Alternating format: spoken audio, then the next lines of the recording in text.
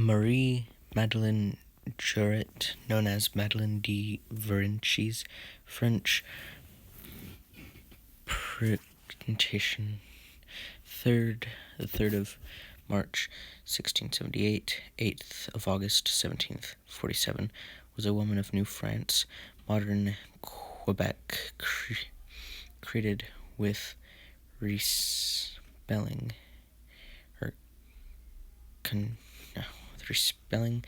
a raid on Fort Verdenches when she was 14 years old. Madeleine's father, Francis Jarret of Saint Chief in the Department of Arches in France, joined the company of his uncle Antoine Prince de Condorner to battle the Enquidus in New France. See brief wars. They arrived there in August 1665, and on the 17th of September 1669, Jarret married the 12-year-old Mary Print on the Island de Orlandos. He was awarded a land grant on the south shore of the St. Lawrence River on the 29th of October 1672 in a sanctuary called Vergences, and Theodore continued to increase his land holdings. The couple was to have 12 children, the fourth of whom was Madeleine de Verchères, born in Verchères on the 3rd of March, 1678, and baptized on the 17th of April. Thwarting a surprise attack. In the late 1600s, the Iroquois mounted attacks on the settlers of New France, looting and burning their homes. On the 22nd of October, 1692, Madeleine's parents left the fort on business and to gather winter supplies. Madeleine and her brothers and sisters stayed at the fort. Now 14, Madeleine was in charge of the fort, with one very old man named Levilat and 2 soldiers. One morning, some settlers left the fort to tend to the fields, along with 8 soldiers. Madeleine was in the cabbage garden, quite close to the fort. Suddenly, the Iroquois descended on the settlers. The men, caught off guard, tried to flee to safety. However, the Iroquois were too quick for them, and they were easily caught and carried off. Madeleine worked only 200 places from the fort. Had a head start on the Iroquois who were chasing her. One Iroquois caught up to her and grabbed her by her handkerchief, which she quickly unraveled. Then Madeleine ran into the fort, shouting, "Inxa arms, Inxa arms, 2 arms." Madeleine ran to the basins. She knew there was only one hope. Madeleine fired a musket and concerning the people to make as much noise as possible so that the Iroquois would think there were many soldiers. Defending the fort, then, Madeleine fired the cannon to warn other forts of an attack and to call for reinforcements. The Iroquois had hoped a surprise attack would easily take over the fort, so for a moment they retreated into the bushes with their prisoners. During the siege, Madeleine noticed a cannon appointing the landing site with a family named Foigny. The The soldiers inside the fort refused to leave, so Madeleine ran to the dock and led the family quickly inside, pretending to be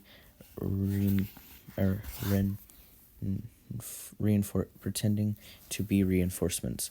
Late in the evening, the settlers' cattle returned to the fort. She knew that the Iroquois could be hiding with the herd, covered in animal skins, but covered in animal skins. She had her two brothers wait with her to check the cattle for warriors, but none were found, and the cows were brought inside the fort. Reinforcements from Montreal arrived just after the Iroquois left. Tired but relieved, Madeleine greeted the French intendant Monsieur. "I surrender to you my arms." The reinforcements caught the Iroquois and returned the kidnapped settlers. By this time, Madeleine's parents had returned, and news of Madeleine's heroic deed had spread through the colony. Later life. Frances Madeleine's father died on the 16th of February, 1700, and his pension of 1,000 avrons was transferred to Madeleine due to her leadership in 1692. On the that she provided for her mother, on the condition that she provided for her mother. Madeleine married Verchères Madeleine managed Verchères until her marriage in September 1706 to Prince Thomas de la Prindy, who was a ensign in the regular troops of New France. He was the son of Thomas de Laventre, an administrator of the colony, who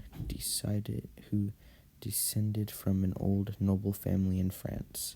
The couple moved to Sainte Anne de la Provence, Quebec, where Schenck was co-seigneur.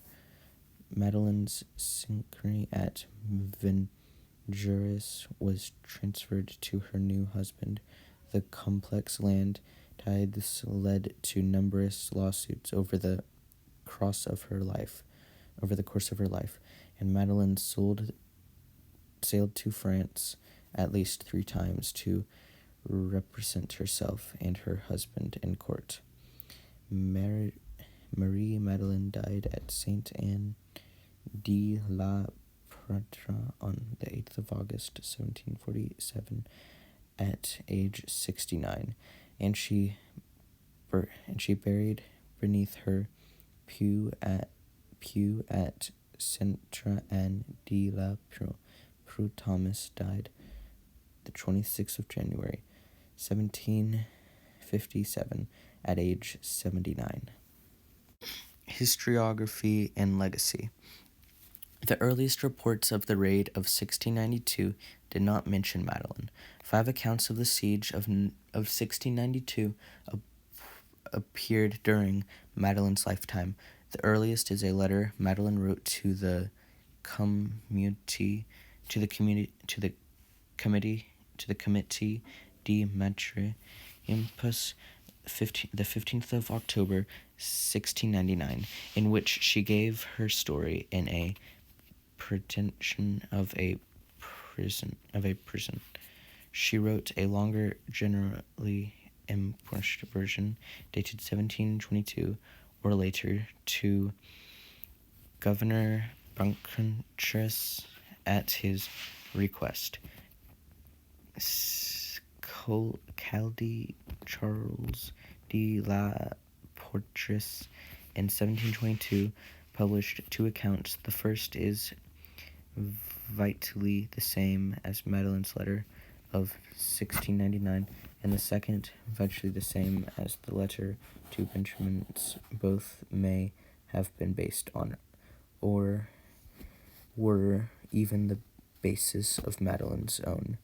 Paris, France, Exver de Cloverx published another have been base published another expanded version embellished version in 1744. In 1730, Gavres Lepre, a priest against whom Madeleine had introduced a local progress, was recorded standing, "God fears neither hero nor heroine," which suggests her story was well known by that time.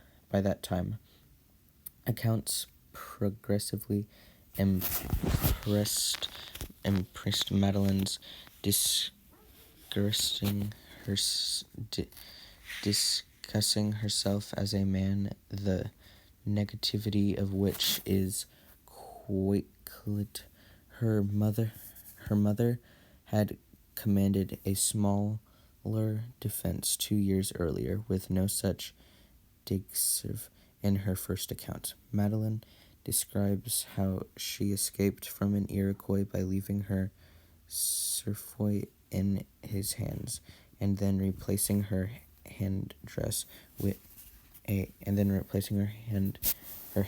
with a soldier's helmet. Caldrix adds to this that she knocked up her hair and put on a man's jerkin. Later accounts may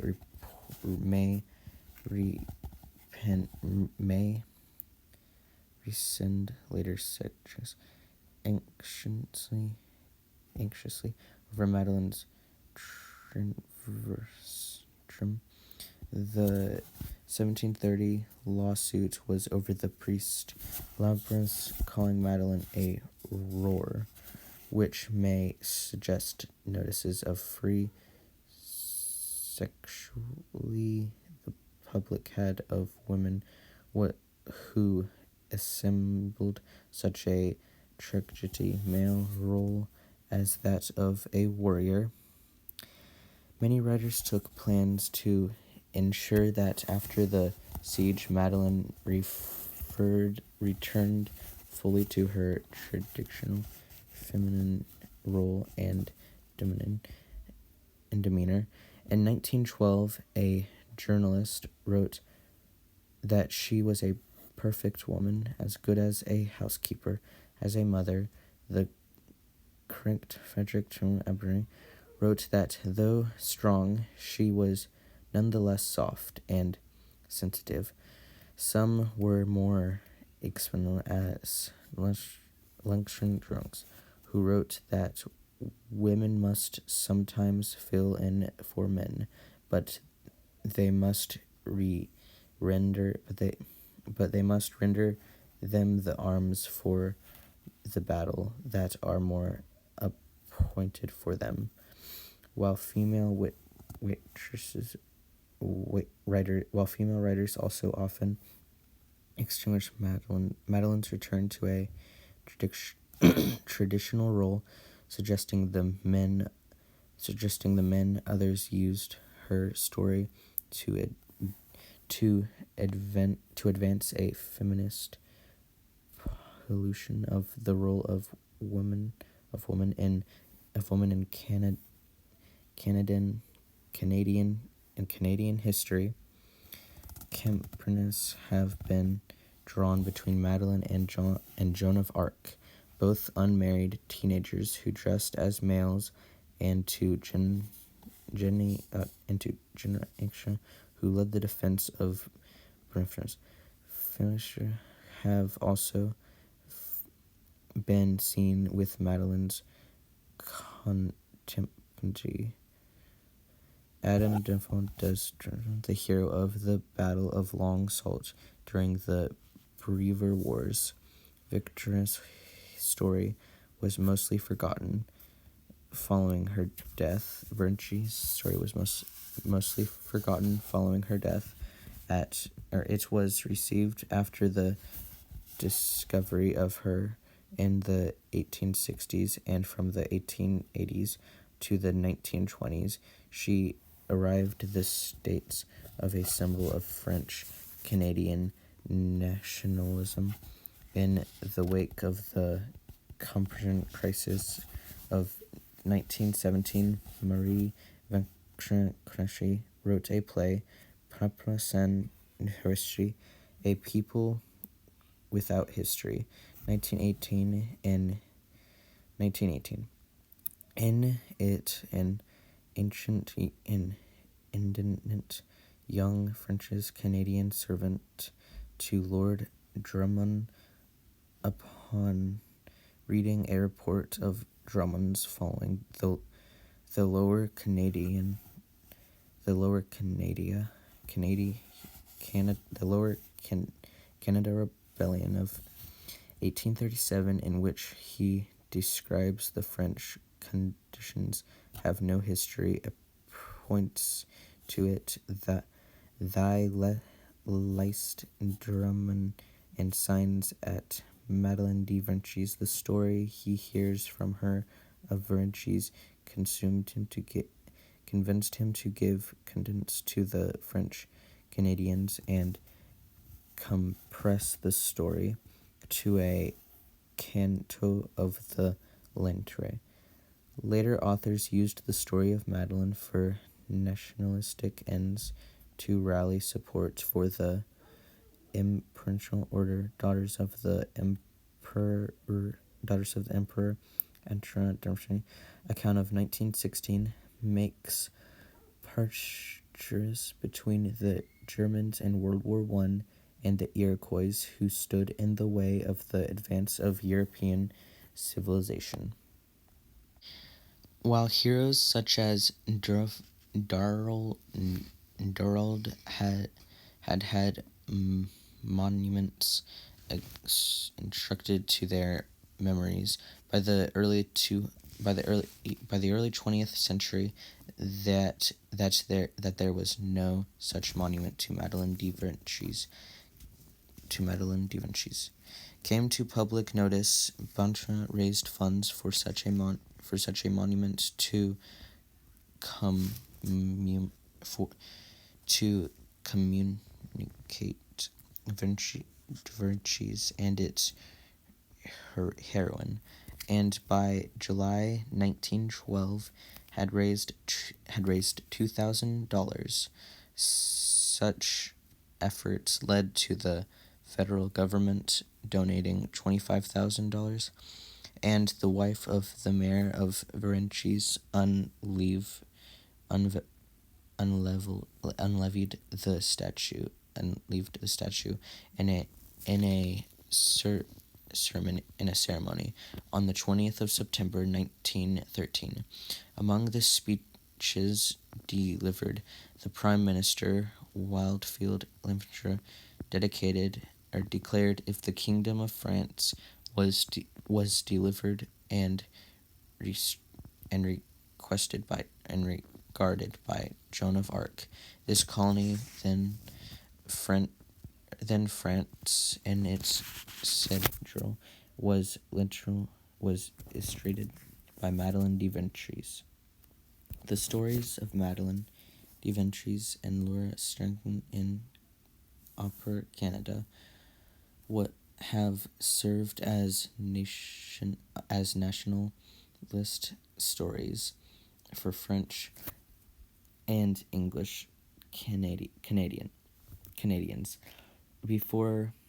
Both were heroines in early Canadian settlements, defending themselves from early forces, though